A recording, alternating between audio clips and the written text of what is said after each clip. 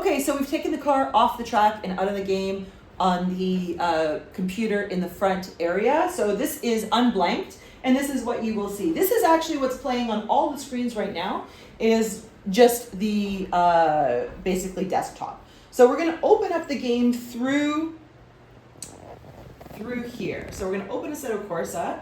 You can see it's gonna start up here, and we are going to change the wheel. Okay, so before we do that, I'm actually going to go ahead and remove this wheel so that it doesn't interfere with anything and we don't screw anything up. So we're gonna unplug it here, turn it, and for these, don't twist these. They pull directly up. So you can just get a hold of it.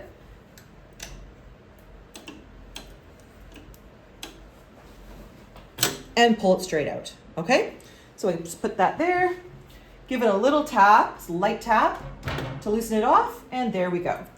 We will replace this wheel on the wall and unlock and bring in one of the other wheels right now. Okay, so we're gonna change the wheel. You can see that we've started the game, but we're still at the main menu page. So I'm not going into the settings yet. This is to avoid us making a mistake. This is the best way to do it to avoid mistakes.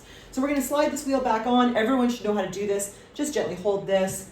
This one's super easy. It just slides on there. Should never require any force to put that on. We're gonna put the pin back in, slides directly through here. Just push it in firmly, straight. Straighten the wheel. This goes over once and then plugs back into the USB outlet here. So this wheel is now on. You can see that it has power.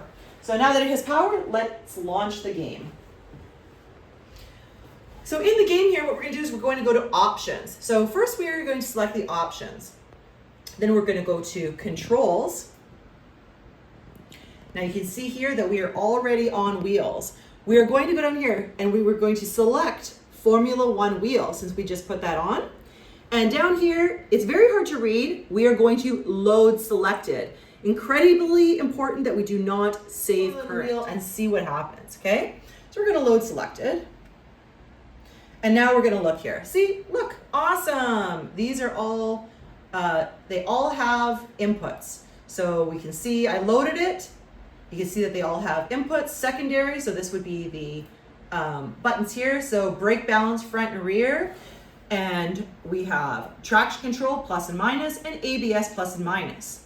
Keep in mind that on the steering wheel, these should always be in this order: traction control, ABS, brake bias. So if you ever are found in a position that you need to replace any of these inputs, it is in that order. We do not use the remaining wheel buttons at this point. We only want these three enabled for customer use. Okay, so we have that loaded. We are not going to click anything else. That's it. And we are going to exit. All right, and we're going to exit here as well. And yes, we do want to leave Assetto Corsa. So this will take us back to the home page. Now that we're going to be at the home page, we're going to go ahead and we're going to launch, and we are going to test this before bringing the customer in the same way that we tested the beginning of the day. So once this is off, we're going to go back to the other area and we're going to relaunch the game. Okay, so we just changed wheel for a customer. So we're going to go back into the game and we're going to now launch it. They've decided that they want to use the Ferrari 488. So we're going to launch Sim 4, which is where we just changed the wheel. And we're going to then put Sim 4 out on track as soon as it's ready to go. We also want to ensure that the game is working correctly in all other ways. Like I said, just the same way that when we start the day, we want to ensure that everything is running smoothly. During this video, I'm explaining things, but this is really a quick and easy process that everyone should know how to do and should practice when there is nobody else running or when you have an opportunity. Okay, so we're going to put that car on track and go back inside, and we're going to check pod 4.